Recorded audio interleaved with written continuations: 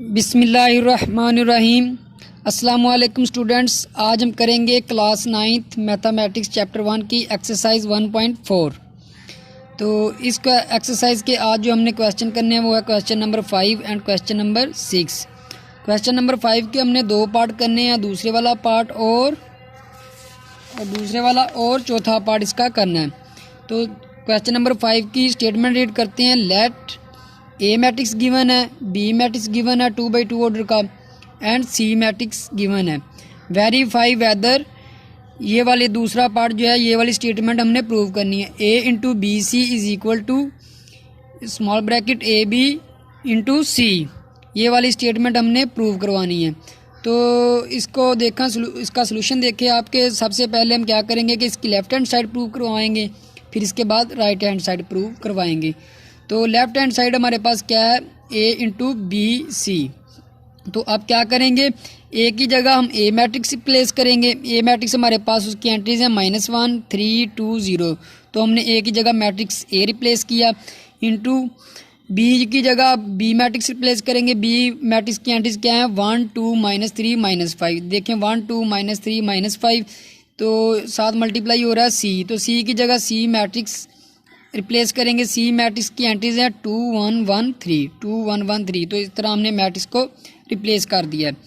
अब देखें कि मैंने आपको एक्सरसाइज से या चैप्टर से पहले भी जब मल्टीप्लिकेशन का हमने टॉपिक स्टार्ट किया था, तो मैंने आपको बताया था कि जो चीज़ जो है वो ब्रैकेट के अंदर होगी तो वो वाली चीज़ हम पहले सोल्व करेंगे, फिर बाद में दूसरी चीज़ को सोल्व करेंगे। ये देखें हमारे पास मैट्रिक्स जो हैं, 2 मैट्रिक्स ये स्मॉल ब्रैकेट के अंदर है, पहले हम इनको सोल्व करेंगे। तो ये आपस में मल्टीप्लाई हो रहे हैं। तो मल्टीप्लिकेशन के लिए आपको सबसे पहला रूल यही बताया था कि मल्टीप्लिकेशन उसी वक्त हो सकती है जब पहला, ये देखें ये पहला मैट्रिक्स है, ये दूसरा मैट्रिक्स है। पहले मैट्रिक्स के कॉलम की तादाद दूसरे मैट्रिक्स के रोज़ की तादाद के बराबर होनी चाहिए। तो हम देख लेते हैं। देखें इसमें कॉलम की तादाद कितनी है, ये एक कॉलम ये हो गया 1 - 3 वाला, दूसरा कॉलम 2 - 5 वाला। तो इसमें कॉलम की तादाद है 2।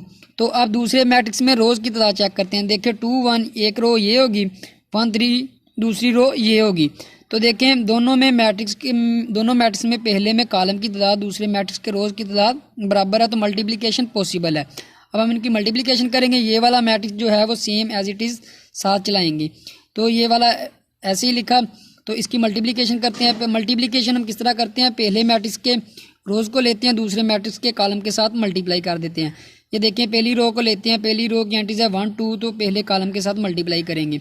1 2 ज़ा 2, 2 1 ज़ा 2। तो दरमियान में हम प्लस का साइन यूज़ करते हैं, ये भी आपको पता है। अब क्या करेंगे, पहली रो को लेते हैं, दूसरे कॉलम के साथ मल्टीप्लाई करते हैं। देखें 1 1 ज़ा 1, 2 3 ज़ा 6, तो ये 6 आ गया। इस तरह देखें आप दूसरी रो को लेंगे, पहले कॉलम के साथ मल्टीप्लाई करेंगे। -3 2 ज़ा -6, 5 1 ज़ा -5। तो इसी तरह -3 1 ज़ा -3, -5 ज़ा 3 ज़ा 15। तो अब इनको सोल्व कर लेंगे। ये वाला matrix same as it is साथ आएगा। ये देखिए 2 + 2 4, 6 + 1 7, -6 -5 -11 हो गया, और -3 -15 इज इक्वल टू -18। अब ये वाले 2 मैट्रिक्स जो हैं वो मल्टीप्लाई हो रहे हैं। अब इनकी मल्टीप्लिकेशन करेंगे। तो दोनों को देख ले मल्टीप्लिकेशन के लिए पॉसिबल है या नहीं। तो हमें नज़र आ रहा है कि दोनों 2x2 ऑर्डर के मैट्रिक्स हैं। तो पहले मैट्रिक्स के कॉलम की तादाद दूसरे मैट्रिक्स के रो की तादाद के बराबर है। अब इनकी मल्टीप्लिकेशन करेंगे। मल्टीप्लिकेशन का वही मेथड है, पहले मैट्रिक्स में से पहली रो लेंगे, दूसरे मैट्रिक्स के पहले कॉलम के साथ मल्टीप्लाई करेंगे, फिर पहली रो लेंगे, दूसरे मैट्रिक्स के साथ मल्टीप्लाई करेंगे। इसी तरह दूसरे मैट्रिक्स की पहले मैट्रिक्स की दूसरी रो लेंगे और दूसरे मैट्रिक्स के पहले कॉलम के साथ मल्टीप्लाई करेंगे। फिर पहले मैट्रिक्स की दूसरी रो को दूसरे मैट्रिक्स के दूसरे कॉलम के साथ मल्टीप्लाई करेंगे। तो हमारे पास कुछ यूँ आ गया, -4 -33 हमारे पास होता है -37, -7 -54 इज इक्वल टू -61, 8 + 0। एक और बात बेटा इधर आप देखते चलें कि ये देखें कि जब हम इस रो को देखें, मैं पहले कॉलम के साथ मल्टीप्लाई करता हूँ, 2 4 ज़ा 8 आ गया। 0 को जब -11 के साथ मल्टीप्लाई किया तो मैंने इधर प्लस लिखा है। 0 जो है वो एक न्यूट्रल नंबर है, रियल नंबर जो है 0 एक रियल नंबर है, लेकिन है वो न्यूट्रल, ना इस पर नेगेटिव चार्ज और ना इस पर नेगेटिव का साइन यूज़ होता है और ना इस पर पॉजिटिव होता है। तो आप अगर इधर प्लस की जगह माइनस भी लिख लें तो कोई फ़र्क नहीं पड़ेगा। तो इसी तरह मैंने इधर प्लस का यूज़ किया तो ये आ गया। इनको सोल्व करने के बाद हमारे पास जो एक मैट्रिक्स आया है मल्टीप्लिकेशन के बाद वो है -37, उसकी एंट्रीज हैं -61, 8, 14। तो ये आ गई हमारे पास लेफ्ट हैंड साइड। अब हम आगे मूव करते हैं। आगे हमने क्या करना है, इसकी राइट हैंड साइड प्रूव करवानी है। तो अगर हमारी दोनों साइडें इक्वल आ गई, मैट्रिक्स इक्वल आ गया, उनकी एंट्रीज भी इक्वल सेम हुई, तो हमारा जो है वो स्टेटमेंट प्रूव होगी। इसी तरह अब राइट हैंड साइड में ए बी जो है वो ब्रैकेट के अंदर है, सी बाहर है। तो इसी तरह हमने मैट्रिक्स रिप्लेस किए। मैट्रिक्स रिप्लेस करने के बाद हमने क्या किया, जो स्मॉल ब्रैकेट के अंदर मैट्रिक्स हैं वो मल्टीप्लाई हो रहे हैं, पहले स्मॉल ब्रैकेट को सोल्व करते हैं। तो सोल्व करने के बाद हमारे पास कुछ इस तरह से आया -10, -17, 2, 4, 2, 1, 1, 1, 3। अब ये दो मैट्रिक्स मल्टीप्लाई हो रहे हैं तो इनको मल्टीप्लिकेशन करेंगे। मल्टीप्लिकेशन के बाद इसका आंसर भी हमारे पास क्या आएगा, -37, -61, 8 एंड 14। तो ये हमारे पास राइट हैंड साइड देखिए आ गई। लेफ्ट हैंड साइड की एंट्रीज हमारे पास है -37, -61, 8, 14। इधर राइट हैंड साइड की एंट्रीज देखें -37, -61, 8, 14 और दोनों मैट्रिक्स जो हैं वो 2x2 ऑर्डर के मैट्रिक्स हैं। तो हम कह सकते हैं so left hand side is equal to right hand side. Hence we prove that, जो हमने प्रूव करना था A into B C is equal to small bracket A B into C. तो ये हमने प्रूव कर दिया। अब इसी तरह हम क्वेश्चन नंबर 5 का जो है वो फोर्थ पार्ट करेंगे। फोर्थ पार्ट की स्टेटमेंट हमारे पास क्या है, A into B minus C is equal to A B minus A C. तो सेम जिस तरह हमने ऊपर प्रोसेस किया उसी तरह करेंगे। पहले हम लेफ्ट हैंड साइड प्रूव करते हैं। लेफ्ट हैंड साइड हमारे पास है A इंटू बी माइनस सी। ए की जगह हमने ए मैट्रिक्स रिप्लेस किया स्मॉल ब्रैकेट, बी की जगह हमने बी मैट्रिक्स रिप्लेस किया, माइनस आ गया दरमियान में, और सी की जगह सी का मैट्रिक्स रिप्लेस कर दिया। अब इनकी सब्ट्रैक्शन करनी है। सब्ट्रैक्शन की तो ये वाला मैट्रिक्स जो है वो सेम एज इट इज साथ चलेगा। तो सब्ट्रैक्शन के बाद हमारे पास जो मैट्रिक्स की एंट्रीज आई हैं वो है -1, 1, -4, -8। ये वाला जो है हमारे पास साथ वैसे ही चलता आ रहा था। अब ये देखें कि पहले हमने माइनस किया, अब जो है ए वाला मैट्रिक्स था वो बी माइनस सी के साथ मल्टीप्लाई हो रहा था।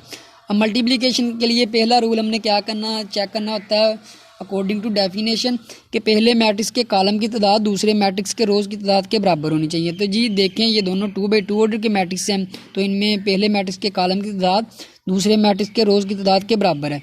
अब हम क्या करेंगे, मल्टीप्लिकेशन करेंगे। मल्टीप्लिकेशन किस तरह करते हैं, पहले मैट्रिक्स की पहली रोज़ को दूसरे मैट्रिक्स के कॉलम के साथ मल्टीप्लाई करते हैं। देखिए -1 प्लस का 1 आ गया, 3 मल्टीप्लाई बाय -4 तो -12 आ गया।